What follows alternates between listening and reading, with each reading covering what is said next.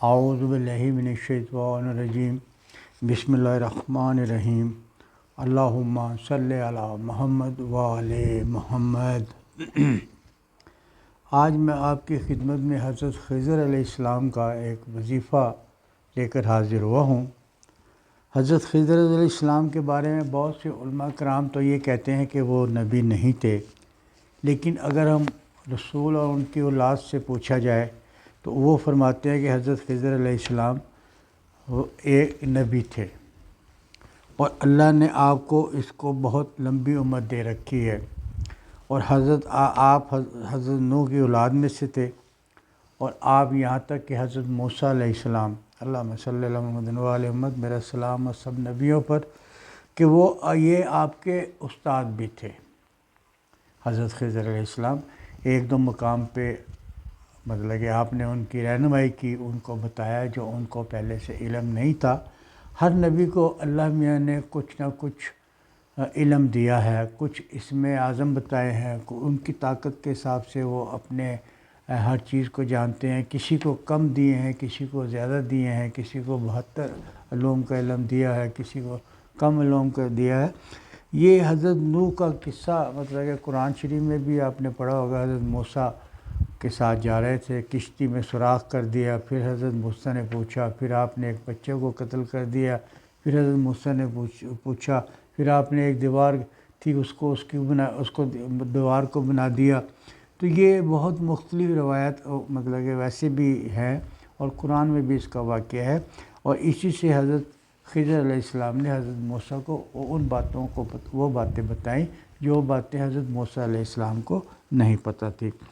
ہر قوم میں کوئی نہ کوئی اللہ میاں نے نبی بھیجا ہے، جن کو کسی کو شریعت دی ہے، کسی کو اسم اعظم کو دیا ہے، کسی کو ہنر دیا ہے، کسی نے کچھ دیا ہے۔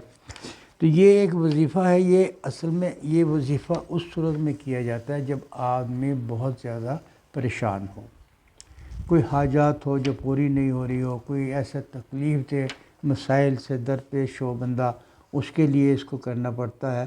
تو یہ ایسے میں اگر ایسے ہی ہے کہ کائنات کے نظام کی مرضی سے اللہ میاں تو نظام چلاتا رہتا ہے، لیکن اس کے اندر کچھ لوگوں کو تکلیف ہوتی ہے، کچھ کو خوشیاں ملتی ہیں، سب یہ اللہ ہی کی طرف سے ہے۔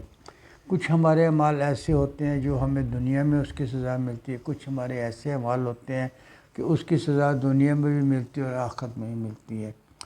اور وہ آپ سب مسلمان ہیں، سب کو پتہ ہے کہ کیا چیز ہے، کیا نہیں ہے، کیا کرنا چاہیے۔ نماز کے بارے میں ہے، اور پھر سب سے میں جس بات پہ زیادہ زور دیتا ہوں وہ ہے والدین کی عبادت۔ جب والدین کے چہرے کی طرف دیکھنا ایک حج کے برابر ہے، تو اس سے زیادہ اور کیا والدین کی عزت ہو سکتی ہے؟ کیا ان کے مطلب یہ تابعداری آدمی نہ کرے تو کیوں نہ کرے؟ ان کے چہرے کی طرف دیکھنا بھی عبادت ہوتا ہے، اور جب تک والدین ناراض ہوتے ہیں اللہ بھی ناراض ہوتا ہے۔ اپنی اللہ ناراضگی ختم نہیں کرتا، پہلے والدین کو ختم کریں۔ یہ سب چیزیں ہمارے ساتھ دنیا میں چلتی رہتی، سب کو پتہ ہوتا ہے کون سی اچھی بات ہے، کون سی بری بات ہے، لیکن مسلمان ہیں، شیطان ان کو بہکاتا ہے، شیطان کے بہکامے میں آ جاتے ہیں۔ مقصد میرا یہ کہنے کا تمہید کا تھا کہ ہمارے اندر خود جو مشکلات آتی ہیں ہمارے اندر، وہ ہماری خود پیدا کردہ ہوتی ہیں۔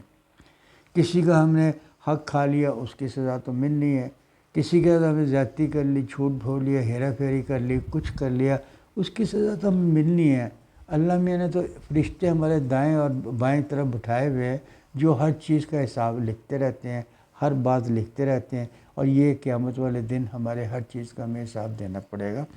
اس لیے کہا جاتا ہے کہ مرنے کے بعد عالم برزخ میں آپ 1 دن بھی رہ سکتے ہیں، 100 سال بھی رہ سکتے ہیں، 1,00,000 سال بھی رہ سکتے ہیں، جیسے انسان کے گناہ ہوتے ہیں۔ ہمیں چاہیے کہ ہمارے اس عمر کے جو میرے بھائی ہیں، میری عمر کے، ان کو تو چاہیے کہ ہمیں عالم برزخ کے لیے وہ عمل کرنے چاہیے جو ہمیں عالم برزخ سے تکلیفوں سے ہمیں دور رکھے، ہمارے مشکلات ہمیں جو وہاں پیش آئے گی اس سے ہمیں دور رکھے۔ جو شخص مستقل پریشان رہتا ہو، اکثر کہتے ہیں جی میرے ساتھ تو یہ ہے، میرے ساتھ یہ ہے، اور واقعی وہ پریشان ہوتا ہے اور وہ مسائل میں گھرے رہتا ہے۔ جب میرے بھی 1-2 واقف کار ہیں، ان کو بھی میں کچھ نہ کچھ بتاتا رہتا ہوں، جو کسی مسائل میں گھرے رہتے ہیں، پریشان رہتے ہیں، مشکلیں دور نہیں ہوتی، اور وہ مطلب قدم قدم پر مطلب کہ ناکامی ان کا مقدر بن چکی ہوتی ہے۔ یہ وظیفہ ان کے لیے ہے۔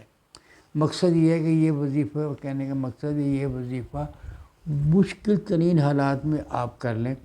ویسے تو اللہ کے بہت سی تسبیح ہیں، آپ پڑھنے سے آپ کے مسائل دور ہو جاتے ہیں، قل اللہ سے، انا اعطیناک کل کوثر سے، اور بہت سے سبحان اللہ والحمد للہ ولا الہ الا اللہ، اللہ اکبر، یہ اسم اعظم سے ہمارے بہت سے مسائل ہو سکتے ہیں۔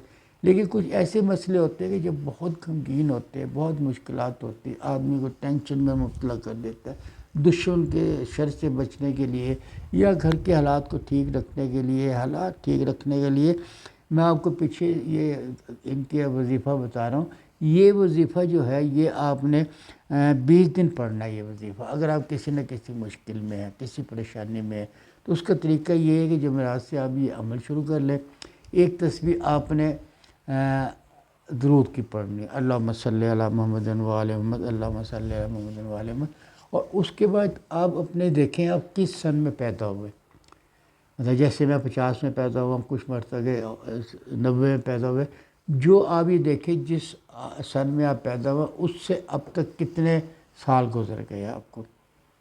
اگر 20 سال گزر گئے، اگر 25 سال گزر گئے، 30 سال گزر گئے، تو آپ نے اپنی عمر کے حساب سے اس کو دعا کو، حضرت اپنے خضر علیہ السلام کی دعا کو پڑھنا ہے۔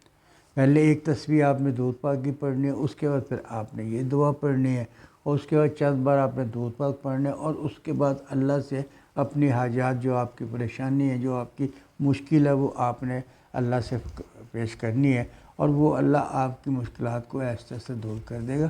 یہ پڑھنا میں نے بتایا نا کہ یہ اتنی دفعہ پڑھنا ہے جتنے دن آپ، جتنے سال آپ کی عمر بنتی ہے، اتنی تعداد میں پڑھنے ہیں، اور اتنے ہی دن پڑھنے ہیں آپ نے۔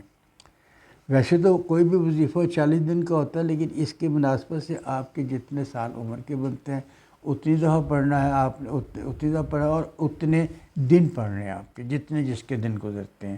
کسی کے 30 سال عمر ہے، 30 دن اس کو پڑھنا ہے، کسی کا 26 سال عمر ہے تو آپ نے 26 دن اس کو پڑھنا ہے۔ عمر کے حساب سے آپ نے اس کو پڑھنا۔ آپ یہ دیکھیں کہ آپ کے بہت سے مسائل، جو سخت سے سخت مسائل ہیں، وہ آپ کے دور ہو جائیں گے۔ اور یہ علماء کرام نے اس کے بارے میں بہت سے تذکرے کیے ہیں، بہت سی کتابوں میں لکھے ہیں، اور یہی لکھا ہوا ہے کہ جو سخت ترین مشکل میں ہو، جو مطلب کہ قدم قدم پر ناکامی دیکھتا ہو، وہ یہ پڑھے گا تو اس کے مسائل سب ہو جائیں گے۔ کیونکہ یہ حضرت خضر کی یہ خوبی ہے کہ وہ دعاؤں کو بھی قبول کرواتے ہیں، اور وہ حضرت خضر جب جس جگہ بیٹھ جاتے تھے تو اس جگہ جب اٹھتے تھے تو وہاں سبزہ ہو جاتا تھا، سبزہ ہو جاتا تھا۔ اور حضرت خضر علیہ السلام کو اللہ میں نے اتنی عمر دی ہے کہ شاید یہ قیامت تک آپ کے ساتھ چلے۔ بہت سے ایسے بھی میں نے اس کے عمل دیکھے ہیں جو اپنے اسم اعظم میں، جو انہوں نے حضرت علی کو بھی بتائے ہیں، اور اس طرح اور بھی لوگوں کو بتائے ہیں انہوں نے۔